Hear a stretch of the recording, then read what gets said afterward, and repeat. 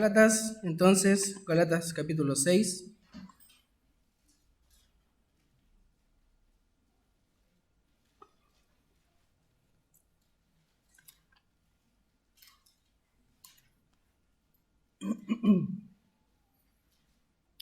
Gálatas capítulo 6, versículos 7 al 10. Dice así: No os engañéis, Dios no puede ser burlado, pues todo lo que el hombre sembrare, eso también segará. Porque el que siembra para su carne, de la carne segará corrupción, mas el que siembra para el Espíritu, del Espíritu segará vida eterna. No nos cansemos pues de hacer bien, porque a su tiempo segaremos si no desmayamos. Así que, según tengamos oportunidad, hagamos bien a todos y mayormente a los de la familia de la fe. Amén. Oremos al Señor. Bendito Dios, en esta mañana queremos darle gracias, Señor, por su provisión, por su cuidado. Gracias porque nos ha permitido reunirnos nuevamente, poder escuchar de su palabra. Le pedimos que nos dé sabiduría, Señor, que abra nuestro entendimiento para poder conocerle más a usted, Señor, y poder entender estas verdades bíblicas. En el nombre de Jesús, amén. Amén, hermanos. Entonces, este hermoso pasaje que está aquí en Gálatas 6 habla, ¿cierto?, de esta maravillosa ley divina que es la ley de la siembra y la cosecha. Amén. Y el título de este sermón tiene por nombre Sembrando en el mejor terreno. Amén. Sembrando en el mejor terreno. Como muchos científicos y hombres estudiosos lo han reconocido, el universo está lleno de leyes inviolables. Por ejemplo, ¿qué hace que un objeto no se mueva de un lugar donde usted lo deja? ¿Qué hace que este micrófono, por ejemplo, no se mueva de este lugar, de donde lo dejaron? Eso es posible gracias a la ley de la inercia. La ley de la inercia. ¿Qué quiere decir esta ley? Que un objeto en reposo permanece en reposo, o si está en movimiento, permanece en movimiento a una velocidad constante. Eso es lo que dice esta ley. A menos que una fuerza externa, por ejemplo yo o alguien lo tome, ¿cierto?, ejerce una fuerza externa sobre él. También tenemos la ley de gravedad, ¿cierto?, que es muy conocida. Y así tenemos muchas otras leyes que están en el universo, ya que son leyes universales y que usted no puede ir en contra de ellas. El universo, creado de manera divina, también fue regulado por leyes absolutas, como estas. La Biblia no solo es precisa en lo relacionado a hechos físicos, sino que enseña con claridad que el universo es ordenado y que también es confiable, porque tenemos un Dios ordenado y confiable. Y no por accidente o azar, sino por el designio, por el diseño y por el poder soberano de nuestro Dios. Amén, que es su creador. Job 26, 7 y 8 dice: Él extiende el norte sobre el vacío, cuelga la tierra sobre nada. Ata las aguas en sus nubes y las nubes no se rompen debajo de ellas. Versículo 10 dice: puso límite a la superficie de las aguas hasta el fin de la luz y las tinieblas. Entonces vemos que Dios puso límites, amén, y puso leyes al universo para que regularan el orden con que este mismo universo fue creado. Amén. Entonces, si también, por ejemplo, pensamos en la antigüedad, ¿cierto? Bueno, bien atrás, en el tercer día de la creación, dice Génesis 1, versículos 11 y 12, después dijo Dios: produzca la tierra hierba verde, hierba que dé semilla, árbol de fruto que dé fruto según su género, que su semilla esté en él sobre la tierra, y fue así. Y produjo pues la tierra hierba verde, hierba que da semilla según su naturaleza, y árbol que da fruto, cuya semilla está en él y según su género. Y vio Dios que era bueno. Entonces vemos cómo Dios estableció desde el principio que desde la propia tierra, ¿cierto?, brotaran la hierba, ¿cierto?, los árboles que iban a dar su fruto. Además, Dios estableció la forma en que estos iban a perdurar de manera permanente hasta el día de hoy. Y esto es a través de las semillas, ¿cierto?, a través de las semillas que éstas pueden y podían perdurar en el tiempo.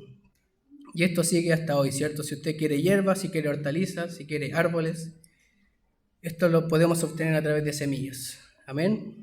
Y con esto nos damos cuenta que son una demostración del poder de la sabiduría y del orden de Dios.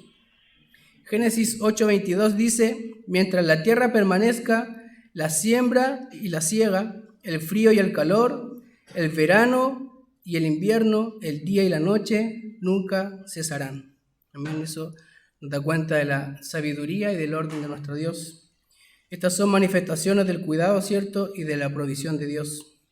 Si usted siembra papas, ¿cierto? ¿Qué va a cosechar? Papas. Si usted siembra porotos, va a cosechar porotos. Eso es lo que dice esta ley. La ley de la siembra y de la cosecha. Si siembras algo, eso es lo que usted va a cosechar. Si siembras una mala semilla, no esperemos, ¿cierto?, tener una buena cosecha. Eso es lo que dice esta ley divina. Así como Dios en el mundo físico ordenó y estableció leyes inviolables, como la ley de la gravedad, en el aspecto moral y espiritual, Dios también estableció leyes. Es importante entender eso. Pablo usa una figura conocida desde la creación, como esta, que es la siembra y la cosecha, ¿cierto? Desde la creación podemos verlo. Y Pablo usa esta figura, toma este principio agrícola, ¿cierto?, y lo aplica a la vida espiritual.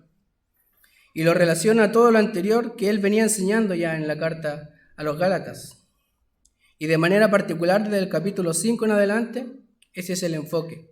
En Gálatas 5:17 vemos Pablo que le enseña a los Gálatas, ¿cierto?, que los deseos de la carne se oponen a los deseos del espíritu. Luego en el capítulo 5, versículos 19 al 21, vemos que Pablo describe cuáles son estas obras de la carne. En Gálatas 5, 22 y 23 vemos cómo Pablo describe el fruto del espíritu también. Y ahora en Gálatas 6, del 7 al 10, vemos cómo nosotros podemos sembrar en dos tipos de campos. O siembra usted para la carne o siembra para el espíritu. Amén. Entonces, en este texto nosotros podemos ver 4 cosas. La primera de ellas es cómo Pablo, en el versículo 7, enuncia esta ley. Pablo está enunciando esta ley de la siembra y la cosecha. Dice: no os engañéis, Dios no puede ser burlado, pues todo lo que el hombre sembrare, eso también segará. Amén. No engañéis, dice Pablo. Engañéis es la traducción del término griego planao, ¿ya? Y cuyo significado básico es andar errante, es andar descarriado, es extraviarse o engañarse a uno mismo. Ese significa no os engañéis. Es una palabra que toma mucho sentido cuando vemos el contexto de la carta a los Gálatas. Las iglesias en Galacia fueron fundadas por Pablo en su primer viaje misionero. Eso lo podemos ver en Hechos 13 y 14. Tiempo después de que Pablo se fue de esa zona, en la iglesia se introducieron los judaizantes. Y estas personas, los judaizantes, propagaron un mensaje distinto al que Pablo había enseñado. Pablo decía que la salvación es únicamente por fe, ¿cierto?, a través de nuestro Señor Jesucristo. Pero los judaizantes, ¿qué decían? Ellos agregaron a lo que Pablo decía, ellos agregaron una lista de obras que eran necesarias según ellos para poder obtener la salvación. Por ejemplo, el cumplimiento de la ley, la circuncisión, entre otras cosas. Entonces muchos que eran parte de la iglesia en Galacia comenzaron a desviarse, comenzaron a extraviarse. Por eso es que Pablo constantemente le está diciendo: hermanos, no se dejen engañar por estas personas. Pablo les muestra el error, ¿cierto?, en el que están cayendo por dejarse llevar por estas falsas enseñanzas.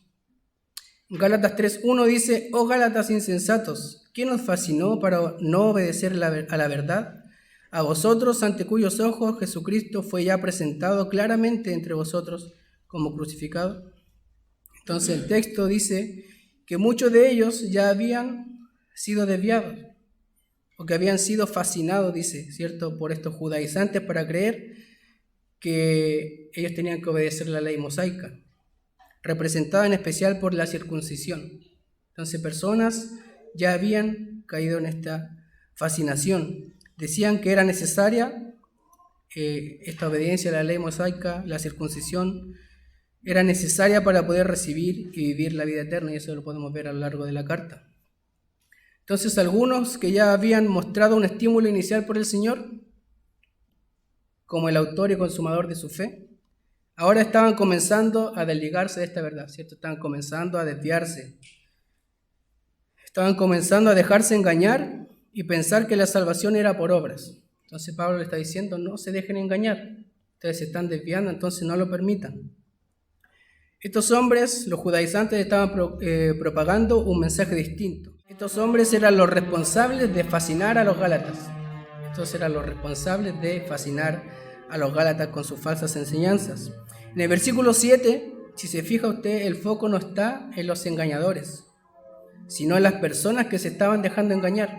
Ese es el foco de Pablo. De ahí dice, no os engañéis, no se descarríen, es lo que le está diciendo. No se dejen engañar por aquellos que dicen que la obediencia a la ley mosaica es necesaria para recibir y vivir la vida cristiana, porque esto no es así. Esto no es así, es lo que está diciendo Pablo. El gran peligro de los falsos maestros no solo radica en la maldad de sus enseñanzas mismas, sino en el hecho de que son enseñadas como la verdad de Dios. Muy difícilmente alguien que se dice seguidor de Satanás o que viene en nombre de Satanás va a recibir tanto apoyo, ¿cierto?, tanta adherencia, como alguien que se hace pasar por un siervo del Señor.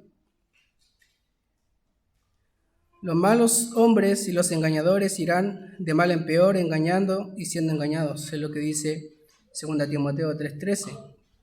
Jesús dijo que durante los últimos días estos maestros del engaño se multiplicarán en gran manera, tanto en número como en influencia. Amén. En Mateo 24:24 dice, porque se levantarán falsos cristos y falsos profetas y harán grandes señales y prodigios de tal manera que engañarán, si fuera posible, aún a los escogidos. Amén. Entonces estas personas que se dejan engañar, que es el foco al que Pablo está apuntando, a las personas que se están dejando engañar, pero que también siguen viviendo en eso, se engañan a sí mismos, es lo que le está diciendo Pablo. Ustedes se están engañando a sí mismos, pensando que están haciendo lo correcto, pero lo único que logran es engañarse a sí mismos. Eso es lo que le está diciendo Pablo. La idea de Pablo es, no crean que pueden pecar con impunidad solo porque ustedes son salvos. Se han engañado terriblemente a ustedes mismos si creen que Dios no trata con severidad el pecado en la vida de sus hijos. Esa es la idea de Pablo. Incluido el pecado del legalismo que sustituye la obra de Dios con las obras humanas. Eso es el legalismo, que sustituye las obras de Dios por las obras humanas. Es algo que también nosotros debemos considerar. Amén. Es algo que significa mucho para nuestra propia vida, en nuestro propio caminar. Nos hace responsables. Nosotros podemos ver que aquí Pablo nos hace responsables también a nosotros. Si hay alguien que nos enseña una mentira como verdad, dice Pablo que nosotros somos responsables de no caer en ese engaño. No os engañéis, dice, no os engañéis. Segunda a los Corintios 11:3-4 dice, pero temo que como la serpiente con su astucia engañó a Eva, vuestros sentidos, sean de alguna manera extraviados de la sincera fidelidad a Cristo. Porque si viene alguno predicando a otro Jesús que el que os hemos predicado, o si recibís otro espíritu que el que habéis recibido, u otro evangelio que el que habéis aceptado, bien lo toleráis. Y Pablo está dando la responsabilidad a los hermanos. ¿Qué más dice el versículo 7? Dice que Dios no puede ser burlado. Amén. Dice, Dios no puede ser burlado. Es un gran error pensar que podemos engañar a Dios con algo que está alejado de su verdad. Amén. Siempre que los creyentes dejan de reconocer la realidad o la seriedad del pecado en sus vidas, sus corazones son engañados y pretenden pensar que Dios es burlado también. Amén. La segunda consecuencia es en gran medida peor que la primera, porque equivale a tratar al Señor con desprecio. Si usted piensa que puede engañar al Señor, que puede burlarse de Él, eso quiere decir que usted está pensando que está tratando al Señor con desprecio. La palabra burlado se traduce del griego mukterizo, y cuyo significado literal es levantar la nariz, ¿cierto? Con un acto irreverente, levantar la nariz en un acto irreverente de mofa y escarnio. Amén. Significa burlarse, significa mofarse o ridicularizar. Amén. Una persona que piensa que tiene un mejor mensaje que el que Dios ha dado en su palabra, lo que está haciendo es eso, burlarse de Dios. Alguien que piensa que sus pensamientos son mucho mejores que los pensamientos de Dios, eso es lo que está haciendo, se está burlando de Dios. Lo está mirando con desprecio, lo está subestimando. Cuando hacemos eso, estamos en problemas. La razón por qué Dios no puede ser burlado. Esa es la razón. Dios no puede ser burlado, por eso que estamos en problemas. Lo único que logras con eso es engañarte a ti mismo. Si tu intento es engañar a Dios, estás perdido, te estás engañando a ti mismo, porque vas a cosechar lo que estás sembrando. Eso es lo que dice esta ley. Te estás engañando y vas a cosechar lo que estás sembrando. Si cosechas en contra de la verdad, no esperes que las cosas irán bien. Amén, no esperes que las cosas van a ir bien. A Dios no lo puedes engañar. Eso es lo que está diciendo Pablo. Amén. Acompáñeme a Hebreos. Hebreos 4, versículo 13.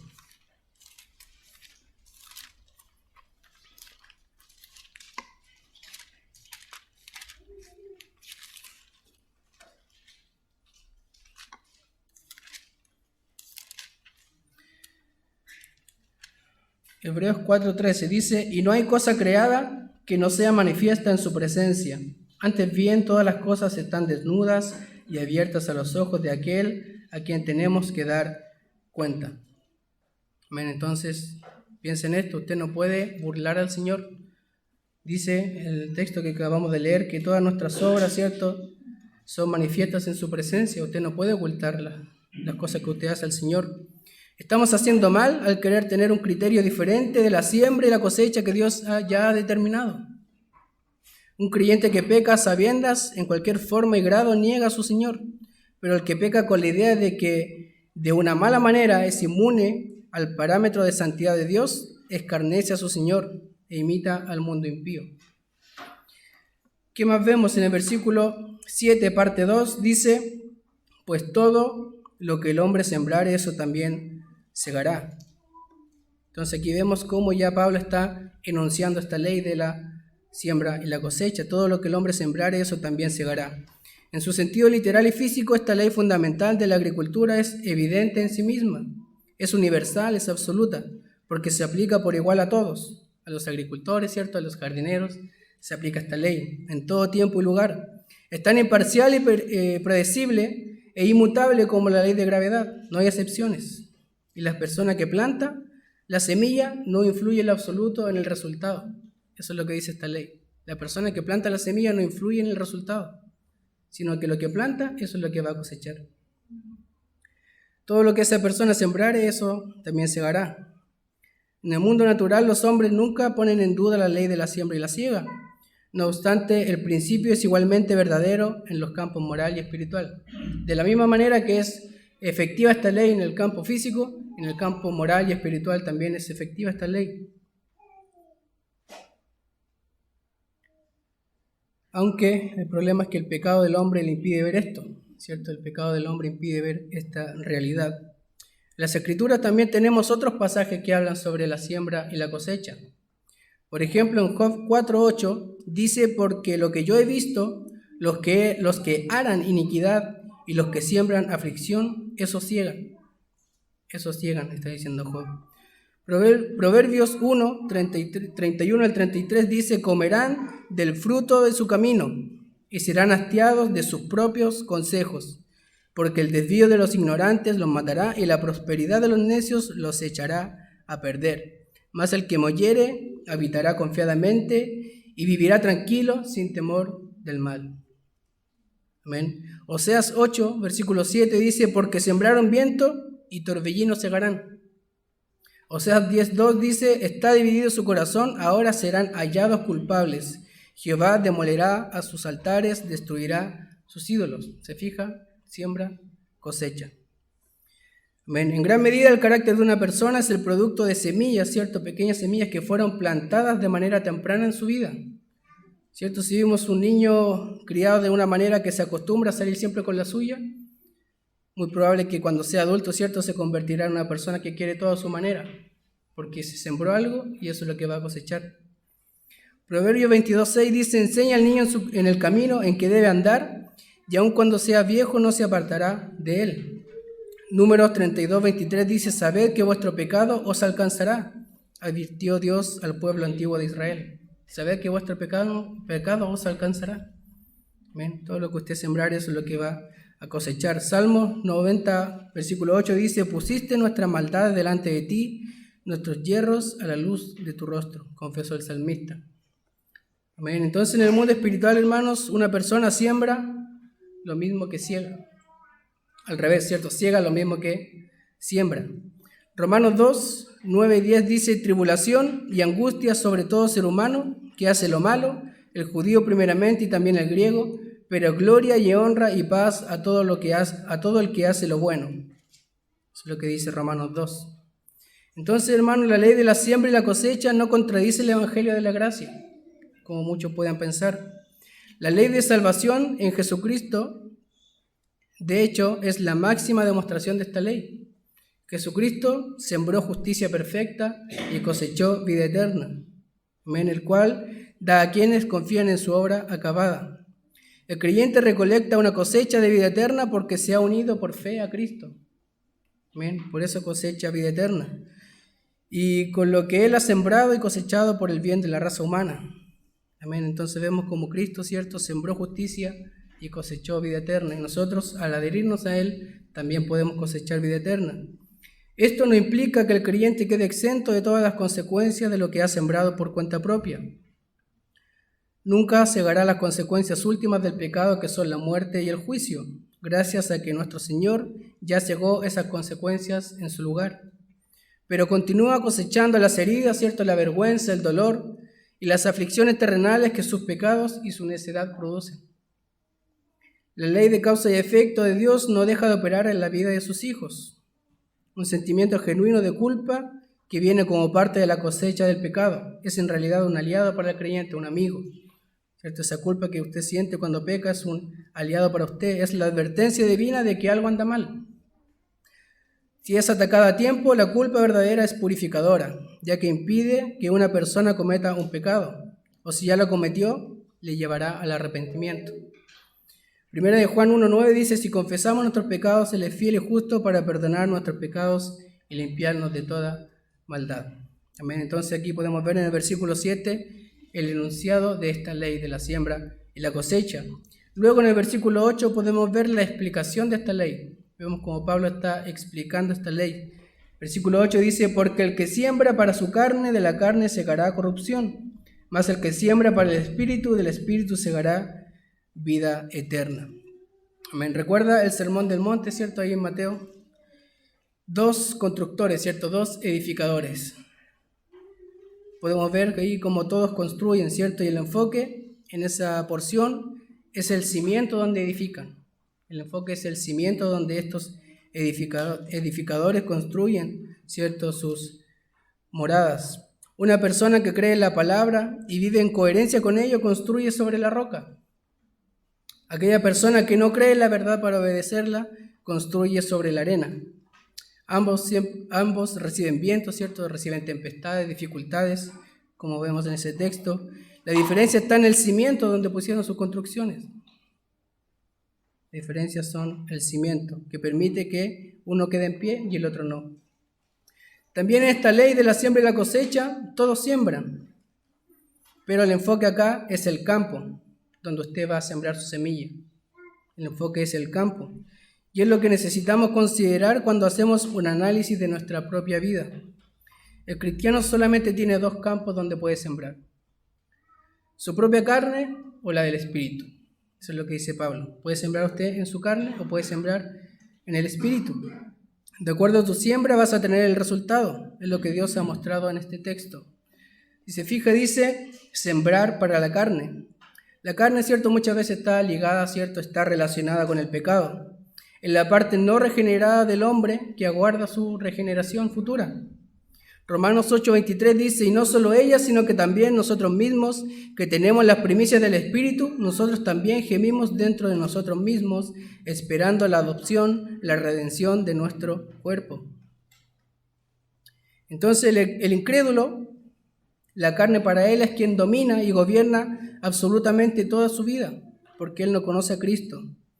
En cambio, para el creyente, la carne no es la autoridad máxima, pero compite, ¿cierto?, con astucia contra el Espíritu. Es por eso que siempre hay una batalla permanente que existe entre la carne y el Espíritu, que no debemos eludir. Esta batalla usted no debe eludirla, pero debemos enfrentar con las herramientas correctas. Amén. Entonces la carne es la residencia del pecado que todavía queda en el creyente. Amén. Eso todavía usted tiene que luchar con su carne porque es algo que aún usted tiene que convivir con ella. Romanos 7:18 dice: y yo sé que en mí, esto es, en mi carne no mora el bien, porque el querer el bien está en mí, pero no el hacerlo. Amén. Entonces la persona que siembra para su carne satisface sus deseos malignos, en lugar de permitir que el Espíritu subyugue esos deseos. Se somete a sus pasiones en lugar de vencerlas. Como esa carne se manifiesta y trata de tomar preeminencia, muchas veces pensamos que es una buena idea sembrar allí. Amén. Muchas veces cuando la carne sale a flote, ¿cierto? Pensamos equivocadamente de que es una buena idea sembrar en ese terreno. Pensamos que es una buena idea el poder complacer, acariciar el yo, ¿cierto? El ego. La carne sabemos que no genera nada bueno en nuestra vida y se manifiesta de maneras concretas, como indica ahí Gálatas 5:19. Dice, manifiestas son las obras de la carne, que son adulterio, fornicación, inmundicia, lascivia, idolatría, hechicerías, enemistades, pleitos, celos, iras, contiendas, disensiones, herejías, envidias, homicidios, borracheras, orgías y cosas semejantes a estas. Bueno, entonces aquí podemos ver las obras de la carne. Cuando pensamos que es una buena idea, una buena alternativa estimular la carne, sembrar en la carne, esto será lo que saldrá a flote, ¿no? Lo que saldrá a flote, estas obras que acabamos de leer. Si usted piensa que es una buena idea sembrar para allá, en ese campo, esto es lo que va a cosechar usted. Cuando esto sucede, debemos estar seguros de que nada bueno va a salir de esto. Cuando usted piensa que sembrar para la carne es una buena idea, tiene que pensar que no es nada bueno va a salir de ahí. Jacob pensó que podía sembrar engaño y traición y sabemos los efectos dolorosos de su vida. David sembró adulterio y asesinato y sabemos los efectos dolorosos también que él le trajo. Ananías y Zafira pensaron que podían sembrar mentira y lo único que acarrearon fue su propia muerte. Entonces mal hacemos nosotros, hermanos, al pensar que podemos hacer o recibir algo bueno cuando las acciones y pensamientos de nuestra vida están volcados a aquello que no vale la pena, que es la carne. Podemos pensar también en Salomón, ¿cierto? Advirtiendo a su hijo en relación a su andar camino a la casa de la mujer ajena, ¿cierto? Aquella que no le pertenece. Le dice, no se aparte tu corazón a sus caminos, no yerres en sus veredas, dice Proverbios 7. Entonces debemos ver con cuidado y proteger nuestro corazón, como estábamos estudiando, ¿cierto? Proteger nuestro corazón. Mateo 5:29, por tanto, si tu ojo derecho te es ocasión de caer, sácalo y échalo de ti, pues mejor te es que se pierda uno de tus miembros y no que todo tu cuerpo sea echado al infierno. ¿Ven? Debemos proteger nuestro corazón de la carne, de no sembrar en ese mal terreno.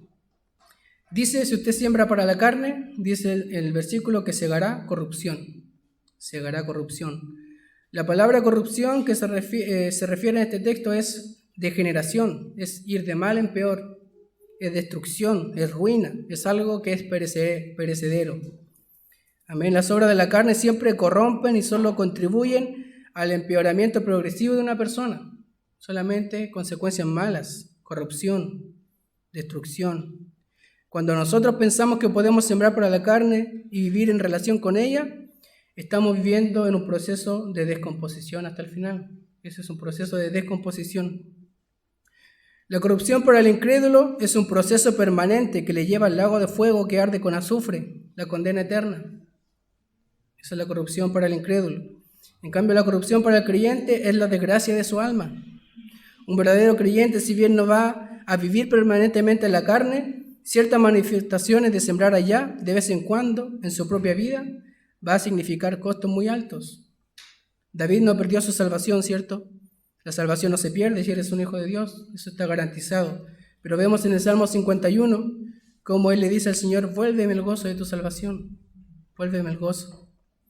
Si quieres experimentar la riqueza de Dios, adherida no solamente al regalo de su gracia, sino también todo lo adicionado a su gracia, lo que necesitamos saber es que la carne no es la opción para sembrar, hermanos. La carne no es nuestra opción.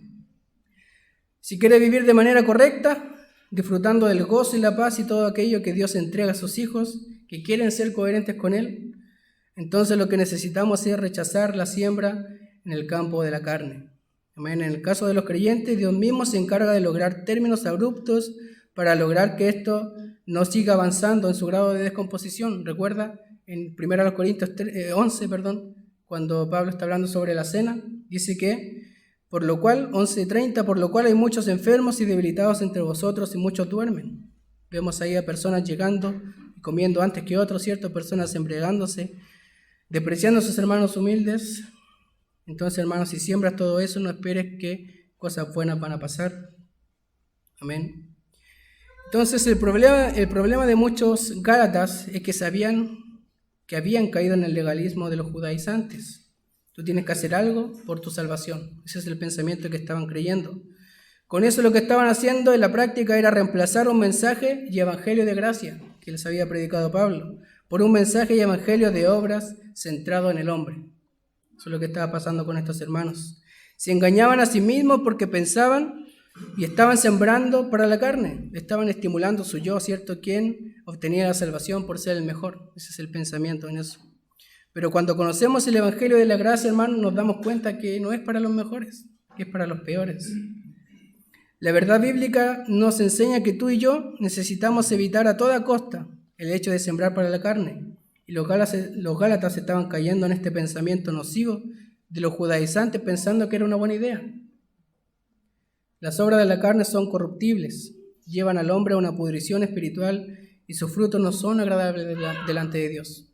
Entonces, considere, hermanos, que no es una buena opción sembrar en ese terreno.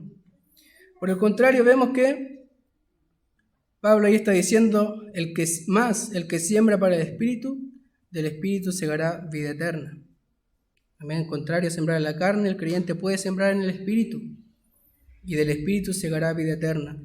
Esta es la siembra correcta, es el campo perfecto para sembrar. Los gálatas, de acuerdo al contexto de la carta, han aprendido muchas obras del Espíritu Santo. Que el Espíritu, por ejemplo, los salvó y permitió que ellos vinieran a la luz del Evangelio. Lo podemos ver en Gálatas 3. También ellos vieron la obra del Espíritu Santo para guiar, conducir y estimular al creyente a andar en él. En Gálatas 5, 16. Entonces, hermanos, necesitamos de la obra del Espíritu Santo y necesitamos vivir en el Espíritu Santo. El cristiano que se ocupe en las cosas de Dios y no en las cosas carnales del mundo producirá el fruto del Espíritu, que lo podemos ver ahí en capítulo 5, 22.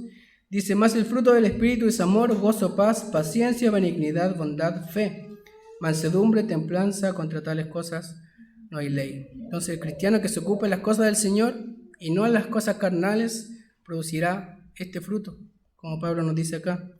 Quien siembra en el Espíritu aceptando la verdad del Espíritu comunicada en su palabra, va a vivir en coherencia con Él y tendrá fruto como resultado de hacer lo que Dios espera. Romanos 8:6 dice, porque el ocuparse de la carne es muerte, pero el ocuparse del Espíritu es vida y paz. Amén. Dice Pablo también que el que siembra para el Espíritu segará vida eterna. Si se fija, segará vida eterna. Sabemos que la vida eterna es un fin que los creyentes vamos a experimentar y asombrarnos con esta maravillosa promesa. Pero la vida eterna no comienza una vez que usted muere.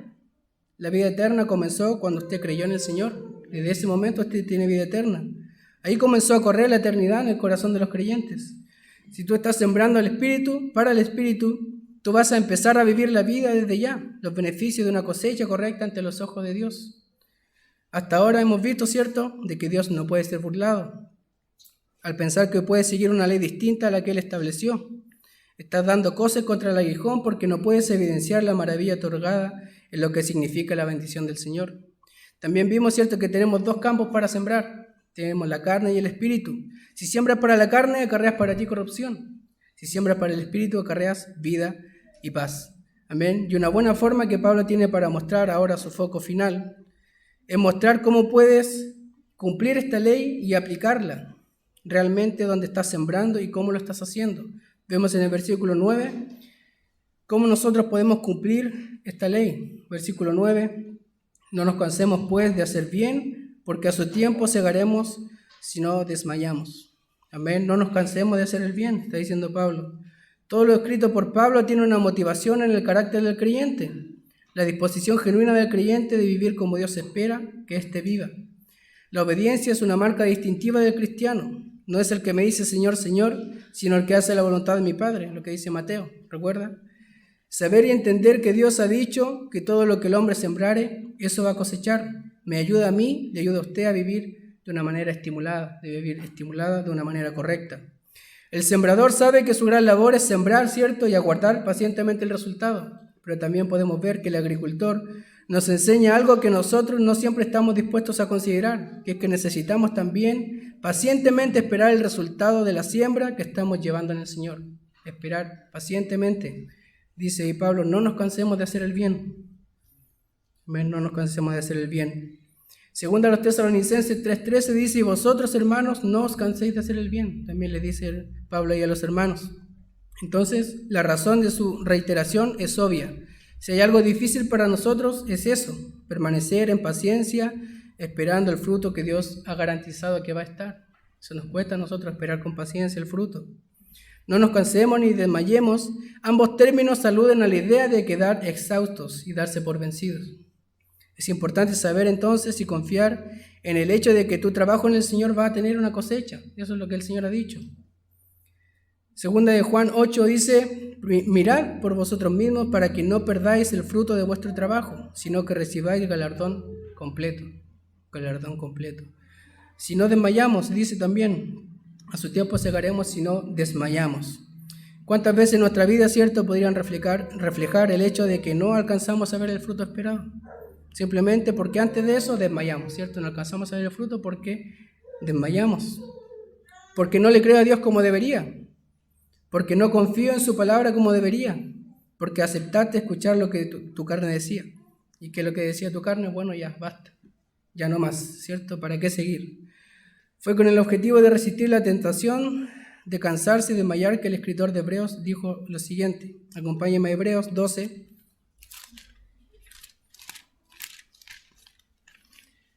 Hebreos 12,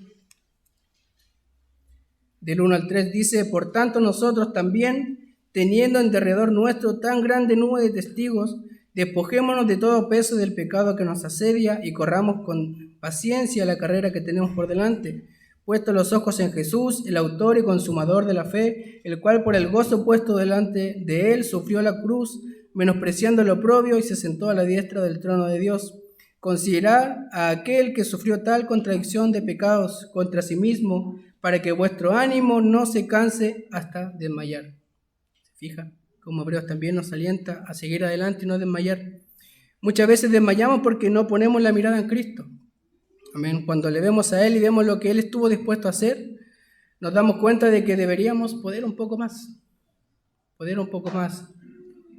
Si nuestra mirada está puesta en Jesucristo, las opciones de desmayo son ínfimas, son muy pocas. Y la razón de aquello es que estamos alentándolo, ¿cierto?, con el ejemplo de aquel que nos tomó, que nos enseñó en la práctica cómo debe ser la vida de sacrificio y la vida de amor que debemos estar dispuestos a ejecutar. Muchas veces pensamos que podemos alejarnos de Dios y no tomar en cuenta esta ley de la siembra y la cosecha. Pensamos, ¿cierto?, que bueno, esta ley funciona para otros, pero no para mí. Pero así no funciona la palabra del Señor. Amén. Es un principio que trasciende. Es un principio que está enmarcado dentro de esas palabras que no pasarán, aunque el cielo y la tierra pasen. Está enmarcado dentro de una verdad preciosa que Dios ha dado a los suyos para que la vivan correctamente y para que teman cuando la vivimos incorrectamente, y por eso, hermanos, no debemos desmayar. Por el contrario, cuando un creyente de verdad es fiel en hacer bien, con perseverancia, tiene la seguridad de que Dios a su tiempo segará. Dice, a su tiempo va a dar el fruto. Al igual que con la relación a la vida eterna, en el versículo 8, Pablo no habla aquí acerca de la salvación, sino habla de la bendición divina. Dice que es posible servir a Dios por un largo tiempo y luego rendirse y perder la bendición aquí y la recompensa en la gloria. La cosecha espiritual del creyente tiene lugar en esta vida y en la vida venidera. Amén. Muchas veces pensamos que nuestro galardón va a estar allá, pero también podemos disfrutar acá las bendiciones espirituales. Entonces, en contraposición a desmayar, debemos hacer el bien. Y aquí vemos el cuarto punto, que es cómo aplicamos la ley a nuestra vida. Entonces, versículo 10. Así que según tengamos oportunidad, hagamos bien a todos y mayormente a los de la familia de la fe. Amén. Dice, hagamos bien a todos. Hagamos bien a todos. Aquí se presenta una aplicación práctica del principio de siembra y cosecha, dado como una guía a los creyentes en su andar por el Espíritu. Hacer el bien. Este bien ha sido descrito en el contexto de la carta.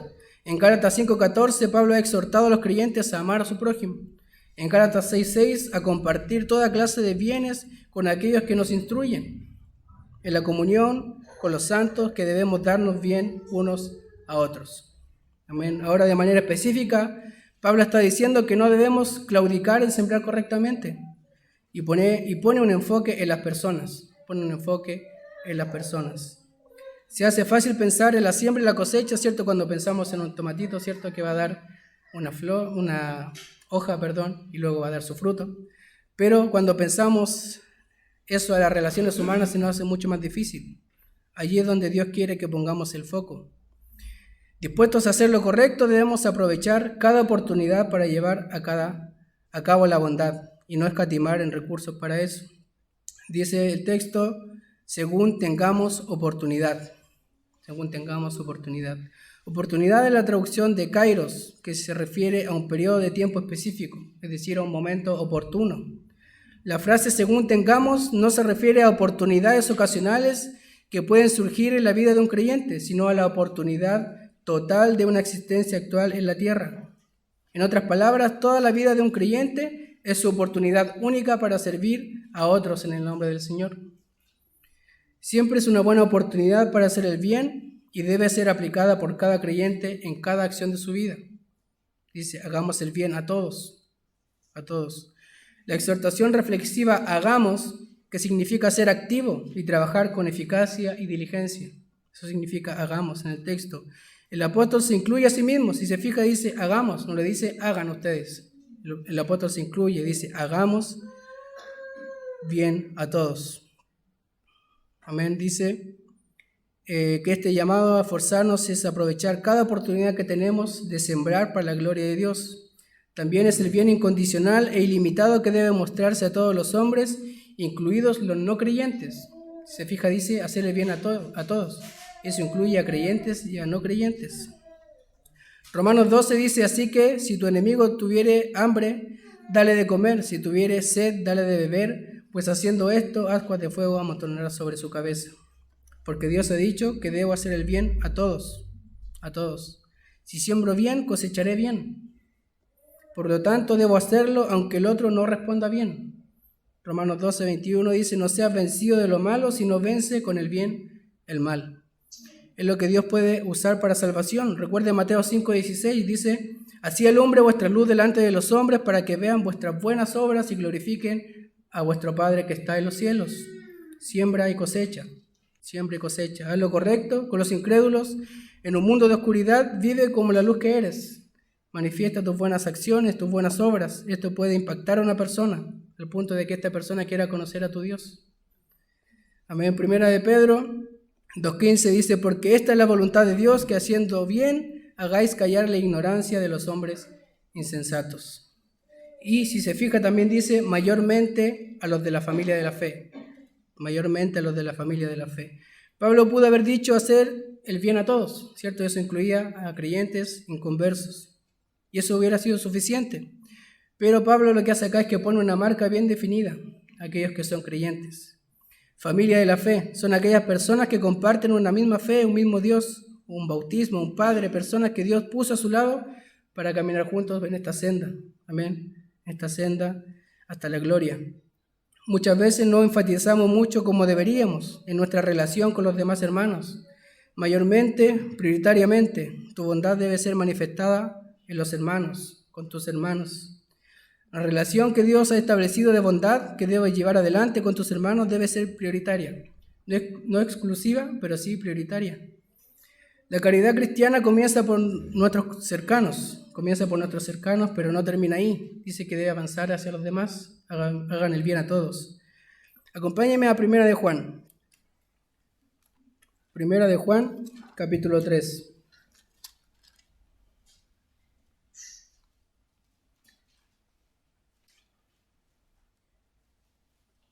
Primera de Juan 3:14 dice, nosotros sabemos que hemos pasado de muerte a vida, en que amamos a los hermanos. El que no ama a su hermano permanece en muerte. Todo aquel que aborrece a su hermano es homicida, y sabéis que ningún homicida tiene vida eterna permanente en él. En esto hemos conocido el amor en que Él puso su vida por nosotros, también nosotros debemos poner nuestra vida por los hermanos.